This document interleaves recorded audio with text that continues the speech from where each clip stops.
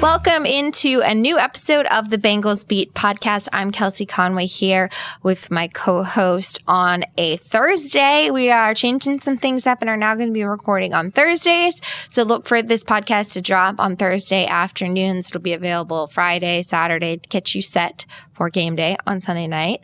But Jason, we've got another prime time football game to talk about. Yes, we do. And it's huge. First place in the division on the line. And remember how in week one, we kind of talked about how the Bengals, like everybody says the Steelers are like everybody asks, oh, it's Steelers week, like as if that game carries extra magnitude in the Bengals locker room. And I do think at some point, and you can speak on this more so than me because you were in Cincinnati, but like when they had like Perfect and like some of the more like violent players and Pittsburgh had like Troy Polamalu. Like I'm sure that was like a heavyweight fight. But I think because now things have shifted with Lamar Jackson being in the prime of his career and Joe Burrow being in the prime of his career, both very young, I think that, and we'll see what the Browns look like with Deshaun Watson. But he hasn't played in 2 years, so I'm not ready to just put a crown on his head. I think the Ravens-Bengals matchup is the divisional game that will continue to draw the most excitement in terms of primetime availability and to the toughest matchups for both teams. What do you think? I agree. When you think of the Steelers, they're trending in the wrong direction in the post-Ben era, and you don't usually hear this word in the NFL, or they're kind of in rebuilding mode. Mm-hmm. You hear that more in baseball. Like, do you think this is going to be Mike Tomlin's first losing season? They're 1-3 right now, and they got a pretty tough schedule coming up. Who they lose to last week? The Jets. That's okay. I knew it was someone not good. Yes.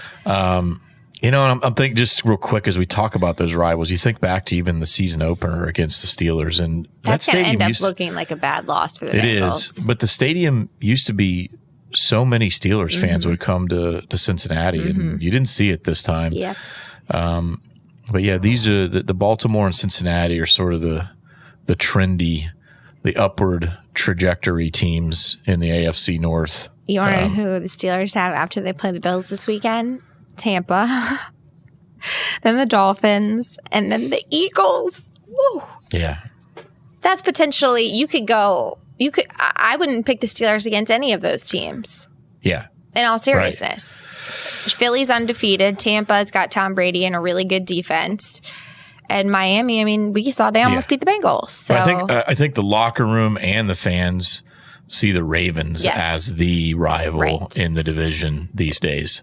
Right. So let's talk about this because I'm very interested to get your feedback on a couple of things now in your position now, because I know you've been watching the Bengals and following sports, but I think you're going to find some of these things about the Bengals-Ravens matchup very interesting.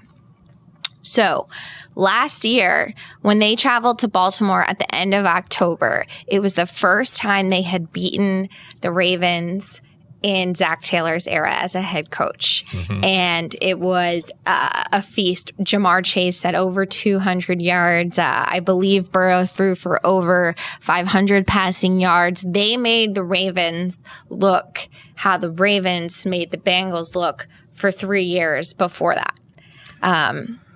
Like when the Bengals had no answer for Lamar Jackson, they've hung 82 points on the Ravens. Granted, the Ravens had, I think, 11 starters at one point on IR. Like they almost threw last season in the trash can because of how many starters they lost.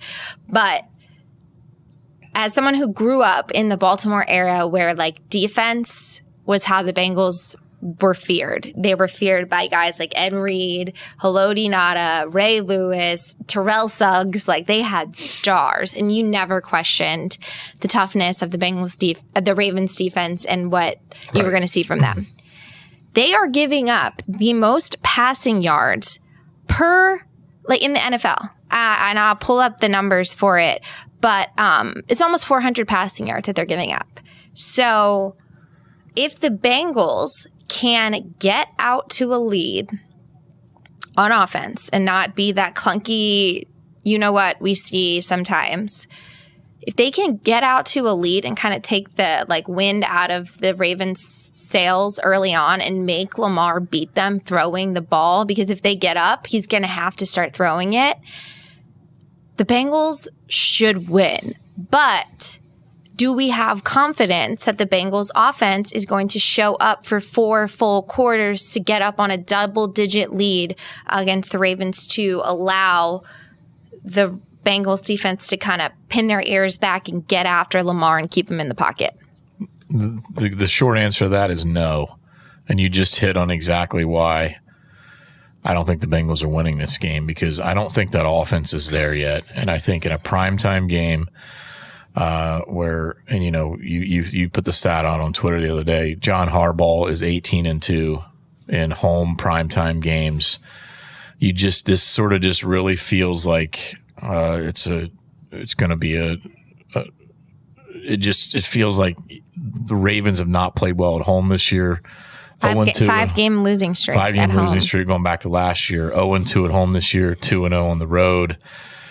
They've been in those 2 home games, they've been terrible offensively in the second half, but you just sort of feel like, I don't know, the home field advantage in this one. I think these are 2 fairly evenly matched teams, and the home field advantage in a prime time, it's just hard to see the Ravens dropping going 3 for 3 on losses at home this year. Well, and I have a feeling every NFL facility has TVs, whether they be in the cafeteria or in the halls.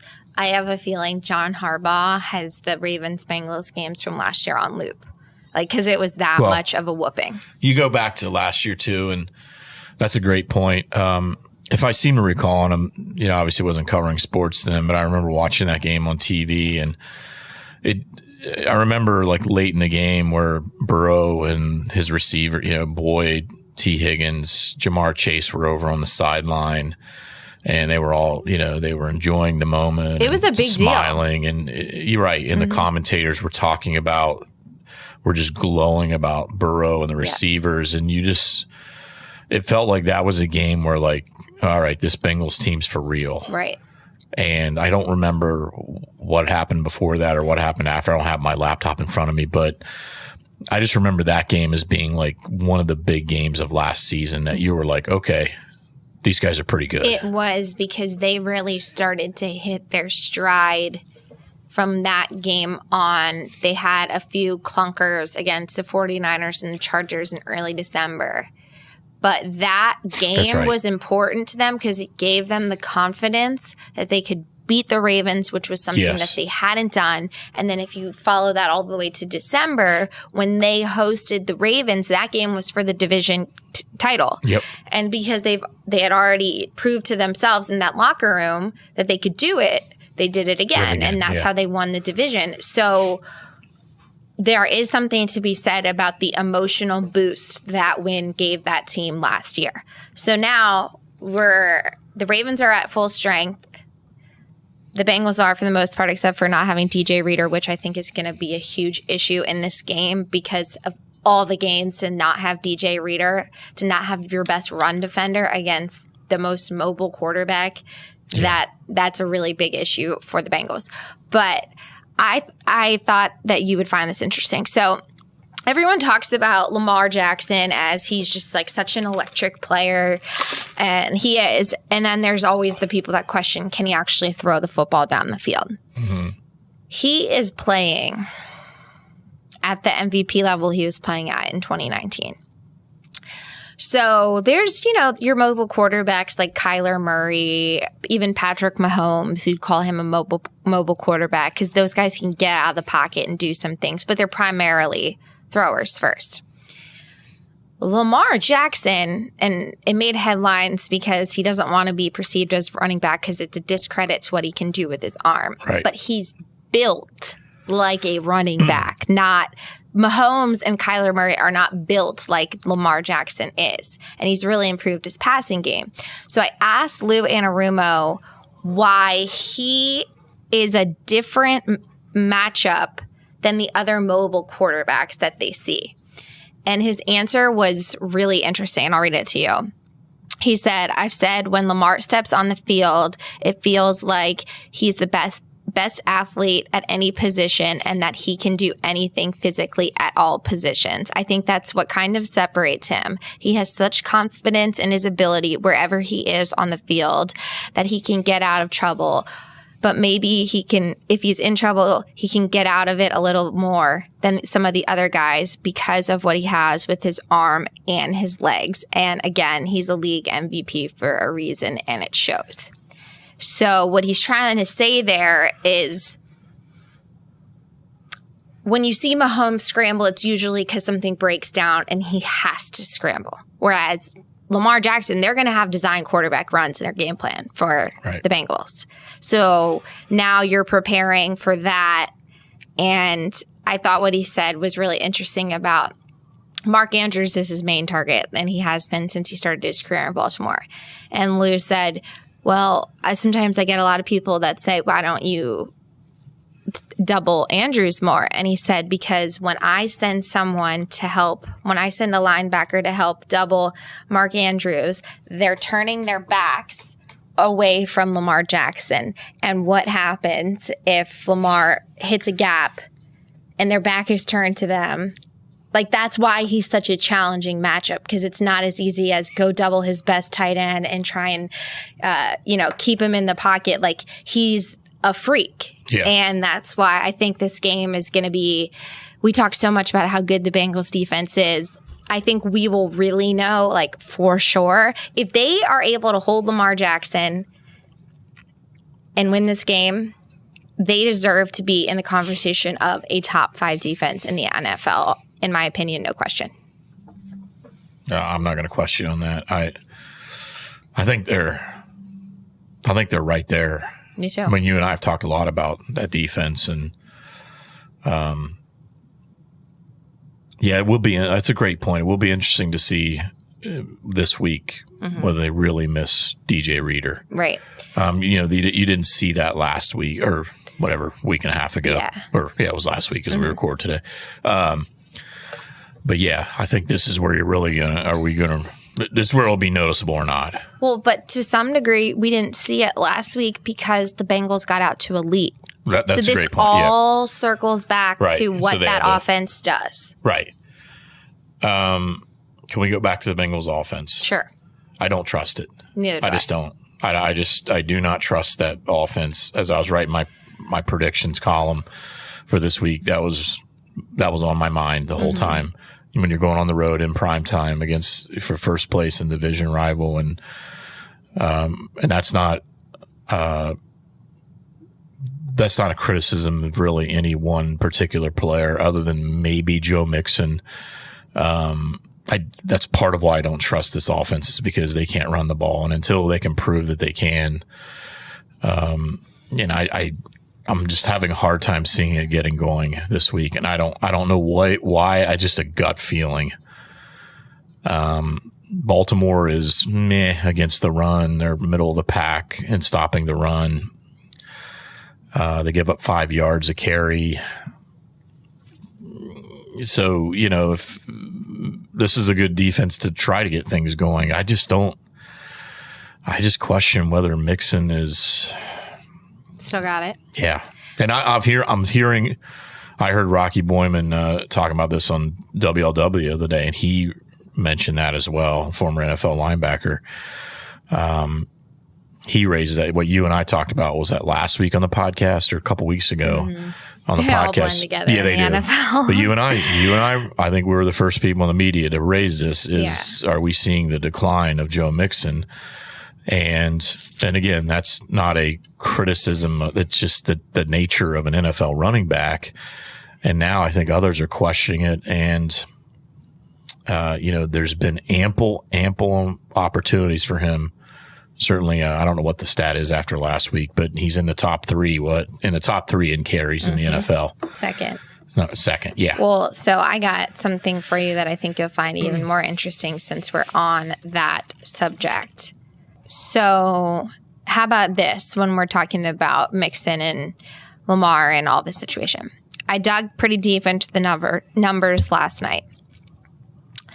He has more rushing yards. Lamar Jackson has more rushing yards, 316, on fewer carries, 37, than Joe Mixon, who has 221 yards on 82 attempts. Yeah. So if that's not showing productivity with the attempts that you're getting, I mean, the numbers speak for themselves. Granted, I know Lamar gained some of those rushing yards by his ability to scramble, Correct. or if they have the pocket broke down, or whatever. Yeah, or if they have a design quarterback run for him. But the biggest thing to me that tells the story is on 37 attempts, he's got 316 yards. The Bengals are trying to run the ball with Mixon. 82 attempts, second in the league, you just said it, and only 221 yards. Yeah. So I think those numbers are pretty telling to what we're talking about, and that's why it's going to be interesting how much longer the Bengals, Zach Taylor, Joe Mixon, the offensive line, keep using this term, close. That's all we hear. Yeah. They're close. They're close to hitting the run game. They're just a couple blocks away, some missed assignments away, but they really feel like they're close. I'm not seeing it. When is that not good enough? At what point during the season do you say, well, close isn't going to get it done, so we either need to rip up our game plan and get a new scheme, or we need to make some changes at running back? But your options aren't that. Mixon was a Pro Bowl running back last year. He's team captain. You need more from him. So I don't know if it's an individual conversation with him. We got to talk to him on Monday, which there's a lot made sometimes in the media about if Mixon, he doesn't make himself available all the time. I will give him a ton of respect on this podcast. He sat there and he answered every question from the reporters for about 30 minutes. And he said, I have to be better. And that's when he told me that he held like a players only meeting last week with the offensive linemen. At his house, right? No, in the building. Oh, okay. And they went through every run. And then I went up to Ted Karras and I said, was that meeting productive? And he said, yes. And I think you saw it in the Dolphins game. So we'll see. But I just wonder at what point close becomes not good enough. If I can ask a question about the running game against the Dolphins was still subpar. Meh. Yeah. You look at his stats, and I mean, he had a 31-yard run against the Steelers, and he had 82 yards total, which is a season high, but his number of carries, the average wasn't, it's 3 yards a carry. So the average overall has been hovering around 2.5 yards a carry. I think it's at 2.7 right now. Right. And I don't think he's ever been in any game this year. It's been above 3 yards a carry. I didn't see that against Miami. You saw that one nice run when they're inside the 10, and basically the offensive line pushed him into the end zone, and that was a thing of beauty. But where's that been for most of the season? Right. The push has not been there. The breakaway has not been there. And there's the tipping thing that people have now noticed. I got sent a whole Reddit conversation about the Bengals fans that are big on Reddit. I'm not a big Reddit girl, but maybe I need to start. He's tipping based off of his body language if it's going to be a run or a pass. Okay. And the smart people on Reddit have dictated this whole thing, and they actually talked about it on NFL Live, where the Bengals, this is where you have to give Zach Taylor credit, have been, Burrow likes to be an empty in shotgun. That's his thing. Yep. That's what he wants to do. But when your run game stinks and people don't respect it, now you got to go under center so that the defense doesn't know whether it's going to be a run or a pass, which is going to force Burrow to go more play action. And Mina Kimes ran the numbers from week 1 to the Miami Dolphins game, the amount that Burrow has gone under center versus shotgun has like increased instrumentally. So first of all, that's coaching, paying attention to the tape and realizing, how do we change the game plan? This isn't working. What worked for Burrow last year in the spread empty, get in the shotgun, that worked because Mixon was playing really well.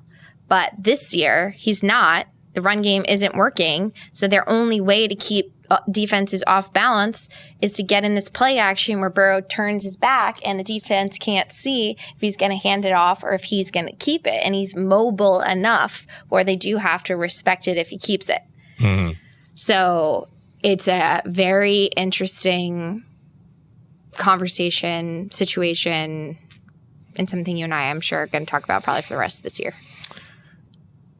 Well, I was just thinking that at what point if this run game doesn't get going, that this is going to be a conversation that we just keep having, and it's going to put the onus more and more on that defense.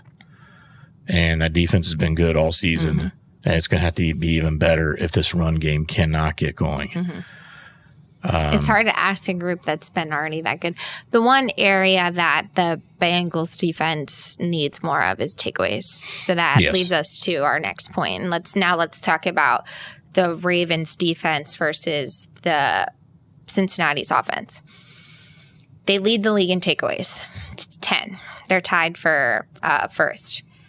This is not a game where Burrow can be reckless with the ball. Mm-hmm. And he even said it. He said Marcus Peters and Marlon Humphrey are going to get up and play on these corners, and they're going to force him to throw into tight windows. When you can't run the ball, that's going to make this difficult because you're really going to stress to Burrow, don't turn the ball over. But if you can't move the ball on the ground and he's got to have to start throwing it, he is going to have to start taking some chances. Mm-hmm. So it's going to be very interesting to see. Like I mentioned at the beginning of this podcast, Ravens defense has given up a ton of passing yards. But it's masked by the takeaways. I mean. Exactly. Yeah. And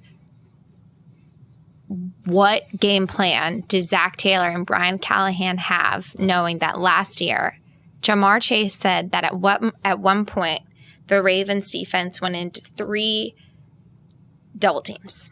They doubled Jamar, Tyler Boyd, and T. Higgins. He said it was the first time he'd ever seen that in the NFL. That's wild. And Zach Taylor said at this point, he has seen that. He said, at this point in my career, there's nothing a defense does that I haven't seen. And he said for most NFL head coaches, it's that. It's just how effective are the Bengals going to be in being able to move Chase into situations where even if he is doubled, you get the ball in his hands because he's so magnetic and electric. When he gets the ball in his hands, he can do so much. But it's going to be fascinating to see, based off the success he had on the Ravens last year, what the Ravens do. Do they do the same thing? Because it's a different defensive coordinator over there in Baltimore this year. Miami chose to leave T. Higgins wide open, and T. Higgins smoked him. So are they going to leave Tyler Boyd open? I'm cool with that if I'm the Bengals. He's the best slot wide receiver in the NFL. So I'm just fascinated to see what type of scheme the Ravens come out with and then what the Bengals do. Like this chess game that's going to happen on Sunday Night Football. Yeah, and so in the Ravens giving up a lot of pass yards, Burrow called Humphrey and Peters the best, or probably he said might be the best, or probably the best, one of the best cornerback duos in the NFL. Mm-hmm. So you have that to contend with. Is it the Ravens' front 7 just not getting a lot of pressure on the quarterback? Is that their problem, and that's why they're giving up so many pass yards? Yes, and they, I think the number is kind of skewed because they've given up big time leads. So when you're down multiple touchdowns, you're throwing the ball. Double-digit leads at halftime in these 2 losses. So that's why I think some of the passing yards, that's why it might be as high as that. but they don't have a pass rusher like Trey Hendrickson. Their player that I believe has the most sacks right now is Justin Houston, and he's on his way out of the NFL. And he popped up on the injury list yesterday. I don't know if it's a vet day, but I believe he has some sort of injury. But they just don't have the star pass rusher that the Bengals have seen in most games minus Miami. So from that standpoint, like the Ravens are built from the back to the front. They've got great safeties. They signed Marcus Williams Great cornerbacks in free agency, and he leads the team in interceptions with 3. Then they've got their great cornerbacks, Marcus Peters and Marlon Humphrey. And then from there, they've got Patrick Queen at linebacker who played with Burrow at LSU, but their front isn't the typical Ravens scary front that you're used to seeing. They don't have the big nose tackle like Haloti Ngata was in the middle. So it's a game where I think the Bengals should be able to win up front and really test the Ravens secondary through the air. But those coaches on the other sideline get paid to put up a pretty good game plan too. So what happens there? I don't know. Are you ready for predictions? Or do we want to do that after we talk with Charlie? Okay, let's do that after we talk with Charlie because maybe Charlie will sway one of our opinions. All right, we got Charlie Goldsmith here for his usual segment every week, breaking down the film. Charlie, how we doing? Doing well. How about you? Good, man. I always just leave this open-ended because you come in here with your notes and you're ready to go. So I always just say, Charlie, what are you seeing? Yeah, I like to start looking at the Bengals matchup against the Ravens defense. I think they're going to play Cincinnati very similarly to how they played Buffalo. And you look at the ways Buffalo scored, it was a combination of slants, scrambles, checkdowns, screens, and one big throw to the right sideline to the tight end. I think the Ravens have a lot of weaknesses in the middle of the field. You look to throw over their linebackers. You look to throw in the area of Chuck Clark, and they're playing Stevens in a different positions than he played last year. Like Mac Jones had an incredible game throwing against the Ravens slot corner. So they're going to be opportunities in the middle, kind of like there were when the Bengals played Pittsburgh, for example, and I think that's going to be a big emphasis for them. Kelsey and I, right before you walked in, were talking about the Ravens defense, and Burrow calls Peters and Humphrey one of the best cornerback duos in the league. They have a good secondary, but is it that front and what you're seeing on your film? It's that front that's the problem for them, right? So a big difference between them is like they're not as exotic. Everyone says they were last year. Last year they would throw things no one else in the league was doing at you because that's what their defensive coordinator was.